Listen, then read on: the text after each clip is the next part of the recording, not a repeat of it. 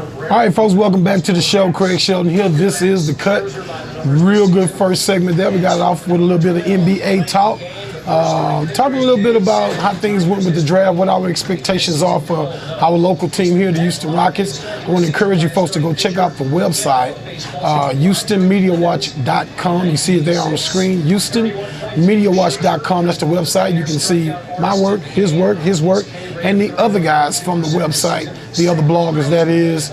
We are the HMW creeps. That's what they call us around town, because quite frankly, we're a bunch of creepy guys that like to talk sports and bother people on Twitter. How about that? Not that we never do that. So let's keep it rolling. Look, as we ended the first segment, I threw out this question. We talked about a little bit about Dwight Howard and the possibility of him becoming a Houston Rocket or potentially a Dallas Maverick. And so in that regard, if Dwight Howard were to become a Houston Rocket, whose team would the Rockets suddenly become? Would it stay the same? Would it still be James Harden's team? Would this team be legislated from the post? Whose team would it be, Angelo? James Harden or Dwight Howard? I would say James Harden, just because he's going to be a primary ball handler. The ball is always going to be in his hands, so he's going to dictate if it's Dwight Howard's team that night or not. So I think it's going to be ultimately James Harden's team.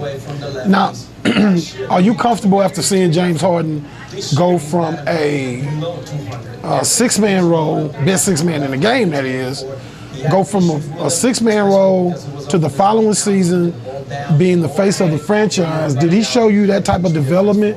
And if he did show you that type of development, to where as a guy like a Dwight Howard and that persona comes into the locker room expecting to be the big dog, likely, James Harden showed you anything that shows you that he would be able to kind of calibrate that situation in a positive manner, to where he welcomes Dwight in and says, hey, big dog, do what you got to do. I got your back. It's my team, but I got your back. You number two. And if he did show you that, give me some type of benchmark moment in the Rockets season, Harden's first season, the 2012 season, where you saw something in him, no matter how subtle, that indicates he's that guy. Well, I did see the progress, and also I believe that obviously the way that the NBA situation is going, I'm sure he's aware that he can't do it by himself, and I think that's obvious from the playoffs. But I mean, you saw in Harden, because he doesn't have a whole lot to say. But you're probably like me. We watch these guys in a reaction on the bench and things like that. But Dwight Howard is reportedly, because I don't know the guy personally, but I do know someone in media that has a little bit better knowledge of the guy than I do. You really think that James Harden is ready to manage that personality, Richard? I don't think so. You got to think Kobe Bryant is one of the most respected players in the game right now, and Dwight seemed to have a problem taking sort of a backseat to him.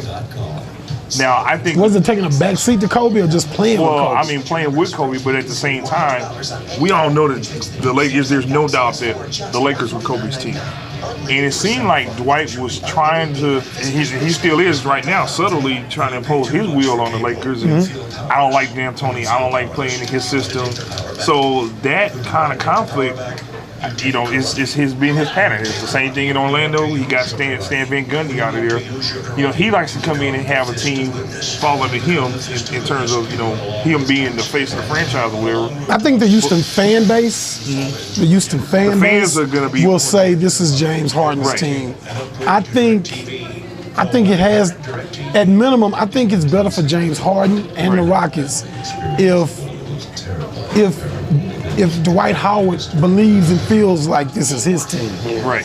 We put it out there on Twitter and asked this question, whether or not if Dwight Howard joins the Rockets, would it become Dwight Howard's team or would it remain James Harden's team?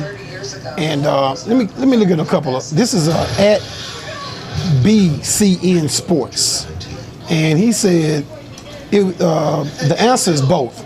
Part of being a team is sharing responsibility. Leadership is part of it. Both need to own it. I hear that, I don't know about but I Dwight don't think Howard that's as a leader, reality. though. I think it's not about Dwight Howard. I think NBA egos is such an exclusive fraternity of guys that are good enough to make that league, 15-man rosters. Then you talk about to be the elite in that league. Yeah. They don't even have enough superstars for every team in that league. So when you get an alpha dog, you get an alpha dog's ego with it.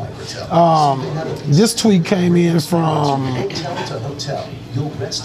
RPK26, and he said Harden's team can't rely on Howard at the end of the game because of his free throw shooting. Ball needs to be in Harden's hands. See, I don't necessarily know. I'm not one of those people that buy into the guy who has to take the last shot of the game or is most likely to take the last shot of the game is necessarily the guy who it's quote unquote his team. Right. I do think you got to be one of the best guys on the team. Oh, yeah. You know, unless you were Kareem Abdul-Jabbar and you at the end of your career and now Magic's on the team, but it can still be Kareem's locker room. Right, exactly.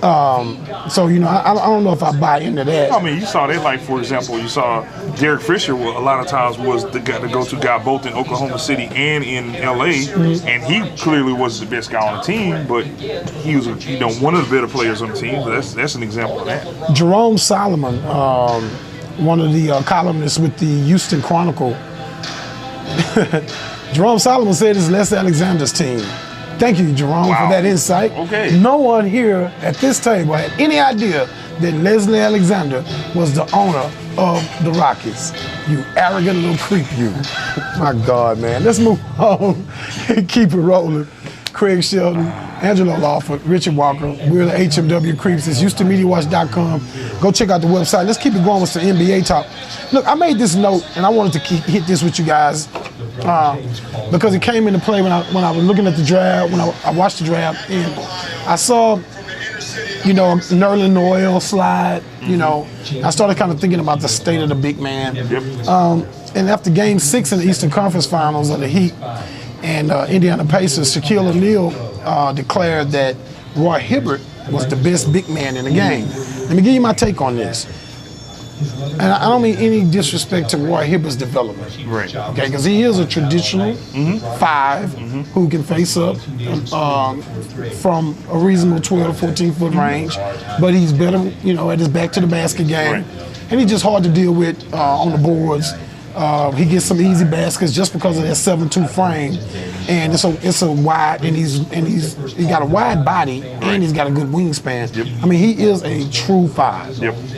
But if Roy Hibbert is the best big man in the NBA, is the NBA, Angelo Lawford, at a critical state at the five position?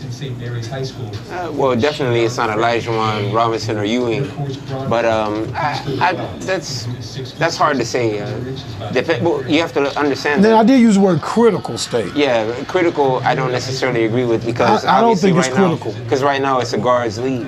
So the fact that it's a guards league. But we say it's a guards league until we get to the playoffs and we start talking about size.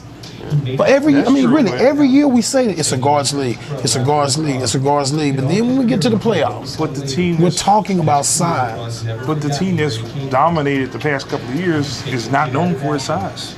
That says a lot. No, it's not. But they're not the only team to play in the league. And that team is more of an aberration than anything else because they got the best player in the world.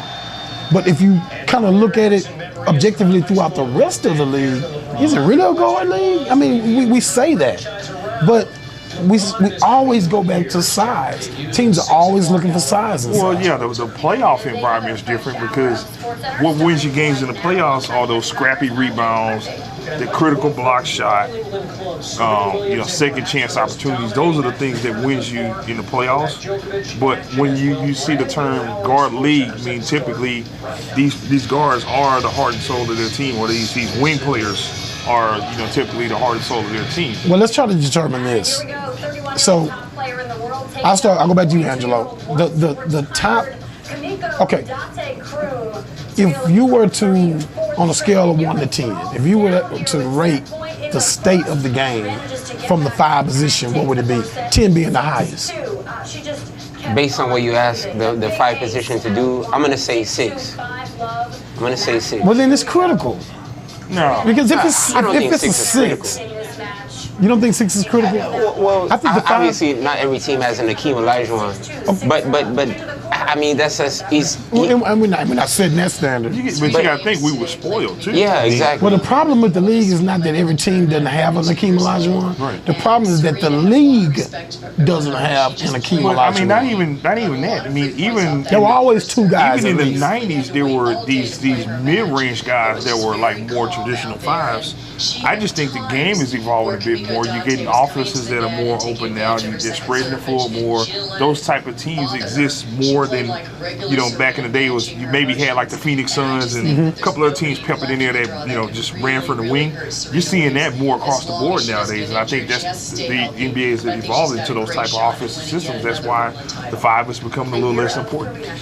Well, here's what I want to try to do. I want to, and you guys can kind of start to think of this. I'm gonna ask you 2 things in the next segment. I'm gonna ask both of you guys to tell me what your top 5 are, so you can think of that. Okay. And I mean playing the game today. If you were to do a mock draft today, I